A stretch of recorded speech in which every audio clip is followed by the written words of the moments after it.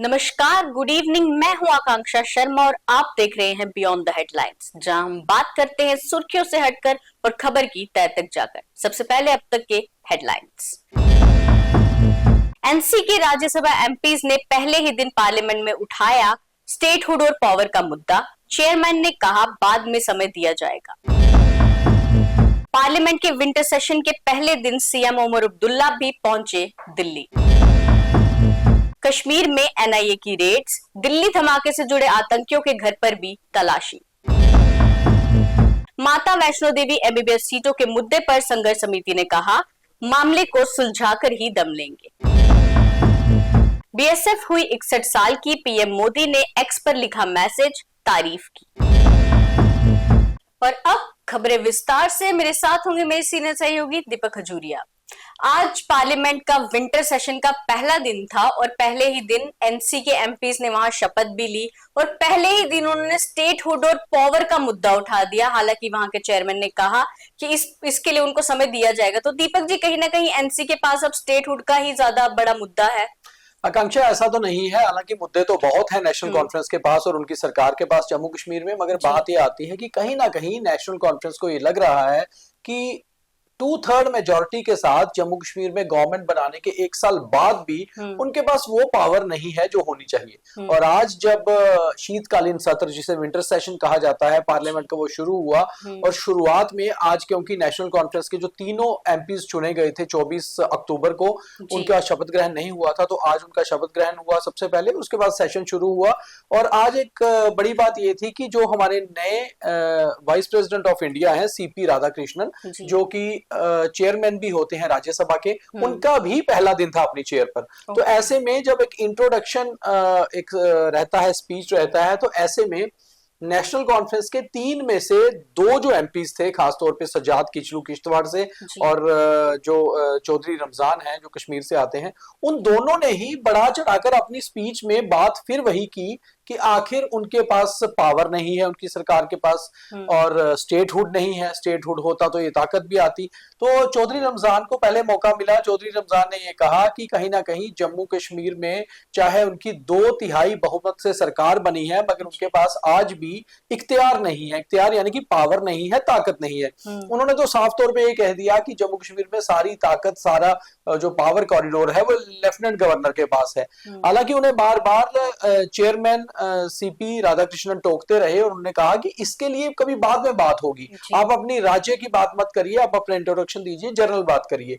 फिर उसके बाद जब सज्जाद किचलू की बारी आई तो उन्होंने एक शेर से शुरुआत की अपनी स्पीच की और उसके बाद सीपी राधाकृष्णन साहब की भी तारीफ की। उन्होंने कहा कि आज आपका भी पहला दिन है और हमारा भी पार्लियामेंट में पहला दिन है, और साथ ही साथ साउथ इंडियंस के साथ जम्मू कश्मीर के लोगों का बहुत लगाव रहा है, क्योंकि हमारे वाइस प्रेसिडेंट जो है वो साउथ इंडिया से आते हैं और वो चेयरमैन भी वही होते हैं। तो जब सज्जाद किचलू की स्पीच आई तो उन्होंने साफ तौर पे कहा कि जम्मू कश्मीर में स्टेटहुड का वादा जो है केंद्र सरकार ने पार्लियामेंट से लेकर जम्मू कश्मीर आकर रैलियों में भी किया, मगर आज तक भी स्टेटहुड नहीं दिया। तो स्टेटहुड के बिना जम्मू कश्मीर के जो हालात हैं ठीक नहीं हो पाएंगे, यहाँ पावर होनी जरूरी है। और जब सज्जाद किचलू खास तौर पे ये बात कह रहे थे, अपनी स्पीच कर रहे थे, तो उस समय प्रधानमंत्री नरेंद्र मोदी भी सदन में मौजूद थे।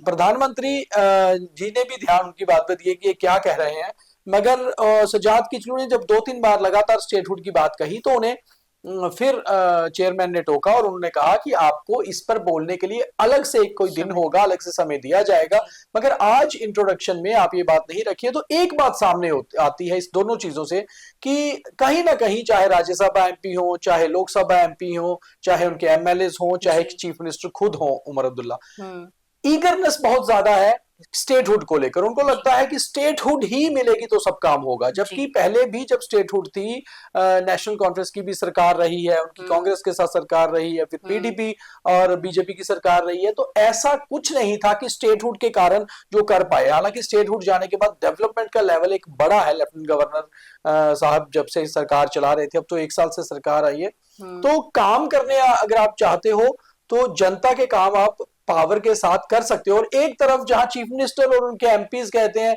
कि स्टेटहुड के बिना पावर नहीं है, वहीं डिप्टी चीफ मिनिस्टर जब भी अपने कोई बयान देते हैं, 2 दिन पहले हमने उनका एक बयान देखा, उन्होंने कहा कि मैं स्टेट का डिप्टी चीफ मिनिस्टर हूं और मैं कोई आम आदमी नहीं हूं, मेरे पास पावर है। तो जब डिप्टी सीएम लगातार बार बार कहते हैं कि मेरे पास पावर है, तो सीएम साहब कैसे कह सकते हैं कि उनके पास पावर नहीं है? तो नेशनल कॉन्फ्रेंस ने पहले ही दिन जो पार्लियामेंट सेशन में उनके एमपीज ने राज्यसभा में लगातार स्टेटहुड का मुद्दा उठाया, तो एक बात साफ होती है कि ईगरनेस ज्यादा है नेशनल कॉन्फ्रेंस में और उनकी सरकार में, उनके नेताओं में, उनके एमपीज में स्टेटहुड को लेकर। जी, तो आज विंटर सेशन के पहले दिन पार्लियामेंट के हमारे सीएम उमर अब्दुल्ला भी दिल्ली पहुंचे। तो दीपक जी, उनका कारण वहां पर ये विंटर सेशन था या फिर कोई और खास वजह रही उनकी वहां जाने की? देखो आकांक्षा, काफी सारी खबरें तो निकल कर आ रही हैं, सोशल मीडिया पर भी बात चल रही है कि हो सकता है चीफ मिनिस्टर होम मिनिस्टर से भी अमित शाह जी से भी उनकी कोई बैठक हो, उसलिए भी गए हों, क्योंकि रूटीन में रहता है कि जम्मू कश्मीर के चीफ मिनिस्टर की केंद्र सरकार के साथ बैठ के रहती है। मगर पार्लियामेंट सेशन के पहले दिन जो पार्लियामेंट जाने का उनका कारण था, वो केवल इतना था कि उनके जो तीनों एमपीज जीत कर आए थे, उनकी दरअसल आज ओथ थी। तो ओथ के समय चीफ मिनिस्टर उनके साथ वहां पर थे।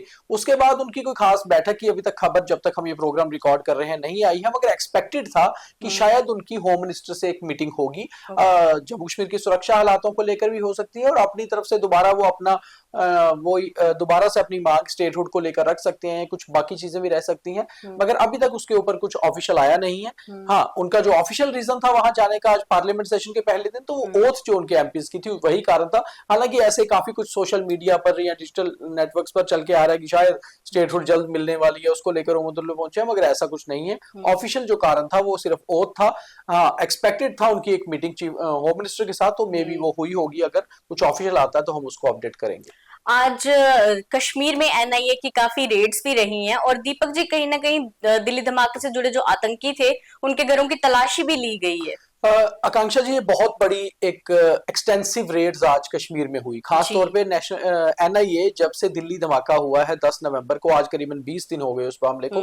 लगातार एनआईए जो है काम तो कर रही थी इस केस पर, मगर जैसी एक्सटेंसिव रेड्स आज हुई हैं कश्मीर में, दरअसल ये रेड्स आज साइमल्टेनियसली 8 से 10 स्पॉट्स पे हुई, 3 जिलों में हुई। दक्षिण कश्मीर, साउथ कश्मीर के 3 डिस्ट्रिक्ट कुलगाम, शोपियां और पुलवामा में हुई, और वहां पर अलग अलग लोकेशंस या गांव पर हुई। हालांकि एक हमने प्रॉपर एक इस पे प्रोग्राम सुबह किया था डिटेल्स में, मगर शाम तक हमारे पास जो डिटेल आई है, डॉक्टर आमिर, दानिश, मुजम्मिल, इरफान मागरे, ये सभी लोग जो थे, जो दिल्ली ब्लास्ट के बाद जो एक बस्ट किया गया था व्हाइट कॉलर टेरर नेटवर्क, उसमें शामिल थे।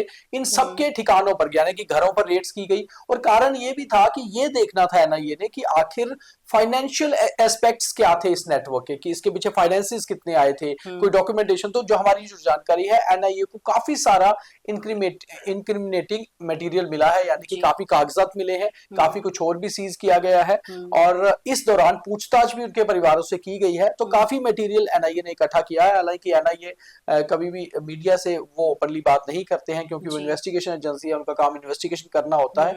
मगर ये आज की रेड्स जो हैं काफी बड़ी रेड्स मानी जा रही थी, और शायद आने वाले कुछ दिनों में कश्मीर में ऐसी ही कुछ रेड्स और हो सकती हैं, क्योंकि अभी तक जो जानकारी है 7 से 8 लोग गिरफ्तार हुए हैं, और जो 6 कश्मीर के थे उनके 6 के घरों में आज रेड भी हुई है।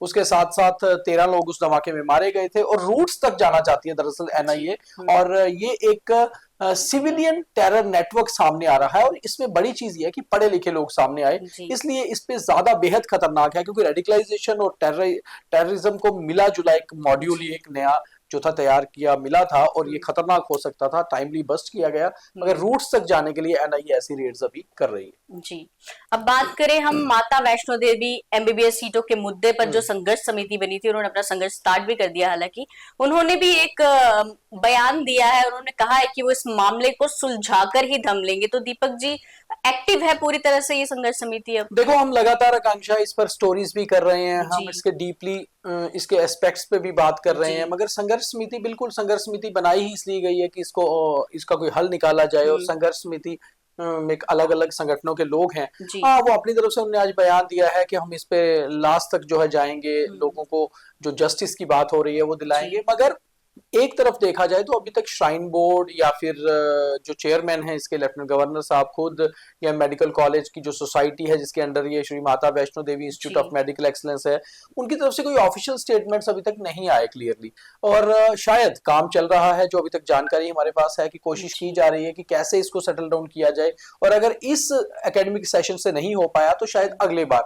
मगर संघर्ष समिति क्योंकि अब बनाई इसलिए गई है तो वो अभी तक अपनी मांग रख रहे हैं। हालांकि संघर्ष समिति ने अभी तक अपना कोई चार्टर या कुछ चार्टर ऑफ डिमांड्स तो उनका है, चार्टर ऑफ उनके इवेंट्स, यानी कि वो किस तरह का प्रदर्शन करेंगे, उनका आंदोलन की रूपरेखा क्या रहेगी, अभी तक वो साफ नहीं किया है। अभी वो केवल इन्हें एक वार्निंग्स दे रहे हैं कि आप इसको सेटल करिए। अब देखना है कि कैसे कैसे आगे बढ़ता है मामला, और फिर आगे संघर्ष समिति क्या क्या प्लानिंग करती है, क्या उनका शेड्यूल रहता है। तो हाँ, बिल्कुल संघर्ष समिति ने कहा है कि वो इसको सुलझाएंगे, मगर अभी तक श्राइन बोर्ड इस पर काम क्या कर रहा है, किस तरह से कर रहा है, वो उन्होंने भी कोई ऑफिशियली साफ नहीं किया।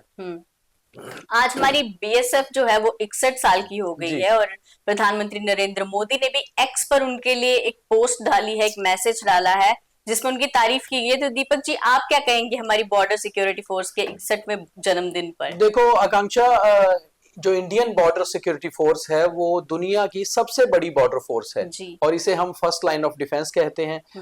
61 साल आज हो गए हमारी बीएसएफ को बने हुए, उनका स्थापना दिवस, फाउंडेशन डे है आज। और इस मौके पर सबसे पहले तो हम हमारी तरफ से, हमारे चैनल की तरफ से बीएसएफ को बहुत बहुत शुभकामनाएं, बधाई।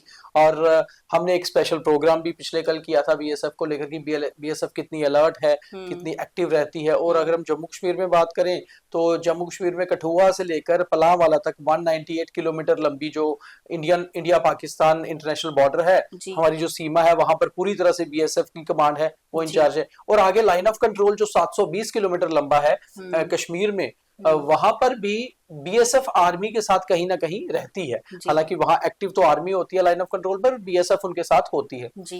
तो ऐसे में देखा जाए तो बीएसएफ के स्थापना दिवस पर प्रधानमंत्री का एक बहुत ही सही मैसेज उन्होंने दिया। उन्होंने कहा कि हमारे जो बीएसएफ के जवान हैं वो हमेशा से सीना तान कर सीमा पर खड़े रहते हैं, दुश्मन का मुकाबला करते हैं। और ऐसा ही नहीं, वो लोगों के साथ लाइजनिंग में भी बहुत एक्टिव हैं। हम बीएसएफ बहुत ही इलीट हमारी फोर्स है, और जहां जहां बीएसएफ की जरूरत पड़ी हमने बीएसएफ को यूज किया। और मैं आपको ये बता दूं कि बीएसएफ केवल बॉर्डर पे नहीं, बहुत बार ये इंटरनल एरियाज में भी जो थे, अपने एरियाज में भी इन्होंने बहुत अच्छा काम किया है। हालांकि 1996 में बीएसएफ को कश्मीर में भी लगाया गया था जब टेररिज्म था, इंटरनल सिक्योरिटी के लिए भी वहां भी बीएसएफ ने बेहतर काम किया था। तो बीएसएफ ने बहुत अच्छा काम किया है इन 61 सालों में, और आगे भी मुझे उम्मीद है कि ये फोर्स और भी स्ट्रांग होगी और हमारी सीमाएं मजबूत ही रहेगी जी।